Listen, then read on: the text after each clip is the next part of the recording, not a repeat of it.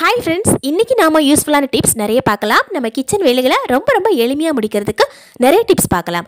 அது மட்டும் இல்லாமல் நம்முடைய அன்றாட வாழ்க்கையில் நமக்கு யூஸ்ஃபுல்லாக இருக்கக்கூடிய நிறைய டிப்ஸ் பார்க்கலாம். கூடவே சேர்த்து ரொம்ப யூஸ்ஃபுல்லான கிச்சன் டிப்ஸும் பார்க்கலாம். வாங்க நம்ம வீடியோக்குள்ளே போகலாம். நம்ம எல்லார் வீட்லேயுமே இந்த மாதிரி டீ வடிகட்டி இருக்கும். இந்த டீ வடிகட்டி நம்ம ரொம்ப நாள் யூஸ் பண்ணோம் அப்படின்னா ரொம்ப கருத்து போயிடும். டீ வடிகட்டி ரொம்ப கருத்து போயிடுச்சு அப்படின்னா நாம் இதை குப்பையில் போட்டுட்டு மறுபடியும் நம்ம திரும்ப புதுசாக வாங்கி யூஸ் பண்ண ஆரம்பிச்சிடுவோம். இப்போ நம்மக்கிட்ட இருக்கிற டீ வடிகட்டியை ஒரு சிசர் வச்சு அதோட நடுப்பகுதியை இந்த மாதிரி கட் பண்ணி எடுத்துடலாம். இந்த மாதிரி ரவுண்ட் ஷேப்பில் கட் பண்ணி எடுக்கும்போது நமக்கு இதை யூஸ் பண்ணுறதுக்கு ரொம்ப வசதியாக இருக்கும். இப்போ பாருங்கள், ஃபுல்லாக நம்ம கட் பண்ணி எடுத்துட்டோம். எல்லார் வீட்லேயுமே கிச்சனில் நம்ம மசாலா இடிக்கிறதுக்காக வச்சுருக்கிற ஒரு இடிக்கல் வச்சுருப்போம். இந்த இடிக்கல்ல வந்து நம்ம மசாலா போட்டு இடிக்கும்போது என்ன ஆகும் அப்படின்னா வெளியே அதிகமாக தெரிச்சு வந்துடும். அதாவது நிறைய மசாலா போட்டு இடித்தோம் அப்படின்னா வெளியே தெரிச்சு வர்றதுக்கு நிறைய வாய்ப்பு இருக்குது. ஸோ அந்த டைமில் நாம் இதை யூஸ்ஃபுல்லாக யூஸ் பண்ணிக்கலாம். பாருங்கள், நம்ம வீட்டில் தேவையில்லாத ஒரு பொருளை இந்த மாதிரி கட் பண்ணி யூஸ் பண்ணும்போது மசாலா எதுவுமே நமக்கு வெளியே வராது. இந்த டிப்ஸ் கண்டிப்பாக உங்களுக்கு யூஸ்ஃபுல்லாக இருக்கும். அடுத்ததாக பார்த்தீங்கன்னா ரொம்ப யூஸ்ஃபுல்லாக இருக்கக்கூடிய ஒரு டிப்ஸ் தான் பார்க்க போகிறோம். நான் வந்து இந்த மாதிரி கொஞ்சம் துளசி இலைகளை எடுத்து வச்சிருக்கிறேன். நம்ம எல்லார் வீட்லேயுமே துளசி செடிகள் இருக்காது, சில பேர் வீட்டில் இருக்கும். அந்த மாதிரி இல்லாதவங்க வெளியே இருந்து எங்கிருந்தாவது பறிச்சுட்டு வந்து அதை யூஸ் பண்ணுவாங்க இல்லைங்களா? அந்த மாதிரி எடுத்துகிட்டு வர இந்த துளசி இலைகளை நாம் எப்போவுமே ஃப்ரெஷ்ஷாக வச்சுருக்கணும். அப்படின்னா ஒரு டம்ளரில் கொஞ்சமாக இந்த மாதிரி தண்ணி ஊற்றி வச்சுருந்தோம் அப்படின்னா எப்போவுமே நமக்கு ஃப்ரெஷ்ஷாக இருக்கும். நாம் ஃப்ரெஷ்ஷாக எடுத்து இதை வந்து யூஸ் பண்ணிக்கலாம். நான் வந்து இன்றைக்கி இதை ஃப்ரெஷ்ஷாக யூஸ் பண்ண போகிறதில்ல. இதை வந்து இந்த மாதிரி ஒரு பாத்திரத்தில் இந்த மாதிரி கிள்ளி போட்டுக்கிறேன். முழுசாக இந்த மாதிரி கிள்ளி போட்டதுக்கு அப்புறமா அதோட தண்டுகளை வந்து நான் யூஸ் பண்ண போகிறதில்ல. இதோட இலைகளை மட்டும்தான் நான் யூஸ் பண்ண போகிறேன். இப்போ முழுசாக நம்ம கிள்ளி எடுத்துட்டோம். இதை நாம் ஒரு கடாயில் இந்த மாதிரி போட்டுக்கலாம். கடாய் வந்து கொஞ்சம் மீடியம் ஃப்ளேமில் வச்சு நல்லா இந்த மாதிரி ஒரு 5 நிமிஷம் நல்லா வாட்டி எடுத்துக்கலாம். அதாவது லைட்டாக வதக்கி எடுத்துணும். நல்லா மொறுன்னு ஆகணும் அப்படிங்கிற அவசியம் கிடையாது. லைட்டாக இந்த மாதிரி வதக்கி எடுத்துக்கலாங்க. இப்போ நல்லா வதங்கிடுச்சு. இப்போ நாம் ஃப்ளேம் வந்து ஆஃப் பண்ணி எடுத்துடலாம். இப்போ பாருங்கள், இதை வந்து ஒரு மிக்ஸி ஜாரில் எடுத்து போட்டுக்கலாங்க. இந்த இலைகளையும் ஏலக்காயும் மட்டுமே போட்டு நம்ம வந்து அடித்தோம் அப்படின்னா இது வந்து பவுடராகி கிடைக்காது. அதனால கொஞ்சமாக டீ தூளும் கூட சேர்த்துக்கலாம். நம்ம டெய்லி வீட்டில் யூஸ் பண்ணுற டீ தூள் தான். ஒரு 2 டீஸ்பூனுக்கு போட்டுக்கோங்க. 2 டீஸ்பூனுக்கு போட்டுக்கிட்டு ஒரு 2 டைம் இந்த மாதிரி சுற்றி எடுத்தீங்க அப்படின்னா நல்லா இந்த மாதிரி கொஞ்சம் பவுடராக கிடைக்கும். அதாவது ரொம்ப பவுடர் ஆகாது, ஆனால் இலைகள் எல்லாமே கொஞ்சம் நரன்னு இருக்கும். இப்போ நாம் ஆல்ரெடி வச்சுருக்கிற இந்த டீ தூளில் எல்லாத்தையும் போட்டு நல்லா மிக்ஸ் பண்ணி விட்டுக்கலாங்க. இது நாம் டெய்லி யூஸ் பண்ணிக்கலாம். மழைக்காலம் வந்தாவே நாமளும் சரி நம்ம குடும்பமும் சரி ரொம்ப அவதிப்படுறது சளி இருமல் பிரச்சனையால தான். நாம் வந்து டெய்லி டீ குடிக்கும்போது இதை யூஸ் பண்ணோம் அப்படின்னா நமக்கு அந்த மாதிரி பிரச்சனைகள் எதுவுமே வராது. இதை நாம் டெய்லி யூஸ் பண்ணுற இந்த டீ தூளை நல்லா மிக்ஸ் பண்ணி விட்டுட்டு நம்ம டீ போடும்போது ஒரு டீஸ்பூனுக்கு போட்டுக்கலாம். நான் வந்து இன்றைக்கி டீ போடும்போது இதில் ஒரு டீஸ்பூன் போட்டுக்கிட்டேன். கொஞ்சமாக இஞ்சி இந்த மாதிரி நல்லா இடித்து சேர்த்துக்கிட்டேன். இதில் நம்ம டீ குடிக்கும்போது நமக்கு இருமல் சளி பிரச்சனைகள் வராது. துளசி இலைகள் பச்சை வாசனை அந்த மாதிரி எந்த பிரச்சனையுமே இருக்காது. ரொம்ப சுவையாகவும் இருக்குது நமக்கு. அதே மாதிரி பால் சேர்க்காம கருப்பு காப்பியிலையுமே வந்து டெய்லி நம்ம இதை ஆட் பண்ணி குடிச்சுக்கலாங்க. ரொம்ப யூஸ்ஃபுல்லாக இருக்கும்.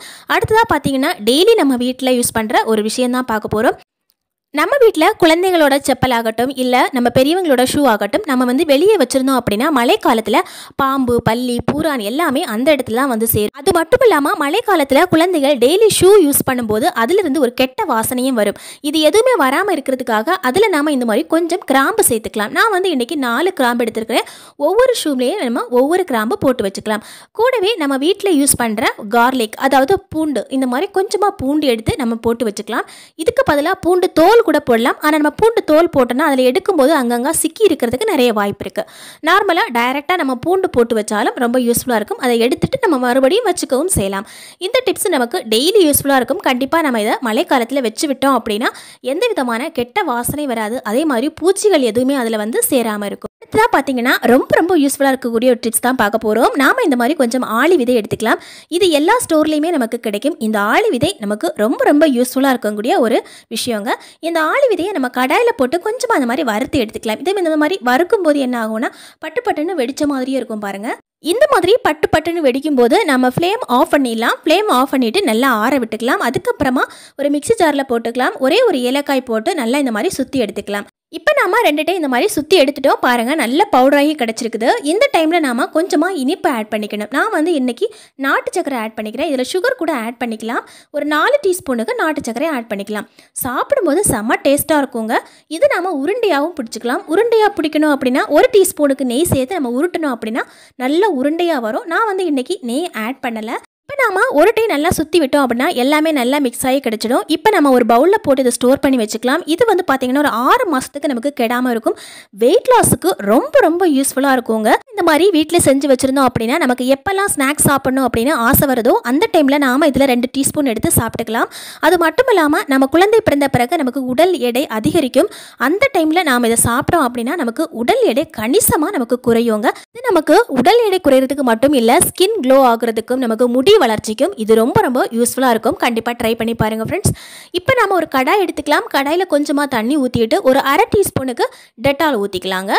தண்ணி பார்த்தீங்கன்னா நல்ல மீடியம் ஃப்ளேமில் இருக்குது, கொஞ்சமாக தான் சூடாக இருக்குது. இந்த டைமில் நம்ம வீட்டில் இருக்கிற வெங்காயத்தோல் கொஞ்சமாக போட்டுக்கோங்க. ஒரு பிடிக்கு அள்ளி போட்டுட்டு தண்ணி நல்லா சூடாகட்டும். இந்த டைமில் நம்ம வந்து ஃப்ளேம் ஆஃப் பண்ணிக்கலாம்.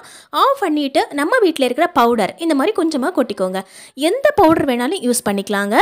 வாசனையாக இருக்கிற எந்த பவுடர் வேணாலும் யூஸ் பண்ணிக்கலாம். இப்போ நம்ம கொட்டிட்டோம். இப்போ எல்லாத்தையும் நல்லா மிக்ஸ் பண்ணி எடுத்துக்கோங்க. நல்லா மிக்ஸ் பண்ணி விட்டுட்டு ஒரு ஸ்ப்ரே பாட்டில் ஒன்று யூஸ் பண்ணிக்கோங்க. இப்போ பாருங்கள், நான் வந்து ஒரு சின்ன ஸ்ப்ரே பாட்டில் தான் யூஸ் பண்ணியிருக்கிறேன். இந்த ஸ்ப்ரே பாட்டில் நாம் இந்த லிக்யூடை அப்படியே ஊற்றி எடுத்துக்கலாம். நான் வந்து ஊற்றி எடுத்துட்டேன்.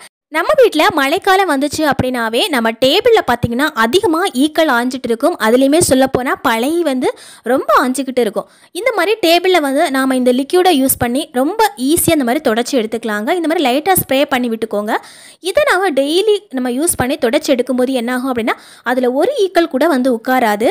இதில் நம்ம பவுடர் யூஸ் பண்ணியிருக்கிறோம். சப்போஸ் நீங்கள் டைனிங் டேபிளில் வந்து இதை யூஸ் பண்ணியிருந்தீங்க அப்படின்னா பவுடர் வாசனை உங்களுக்கு பிடிக்கல அப்படின்னா நீங்கள் அதை ஸ்கிப் பண்ணிடலாம். கூடவே நம்ம டெட்டால் வந்து சேர்த்துக்கிறதால ரொம்ப ரொம்ப யூஸ்ஃபுல்லாக இருக்குங்க இந்த லிக்யூட். அது மட்டும் இல்லாமல் அந்த இடத்துல எந்த விதமான ஒரு பாக்டீரியாஸும் தங்காது நமக்கு.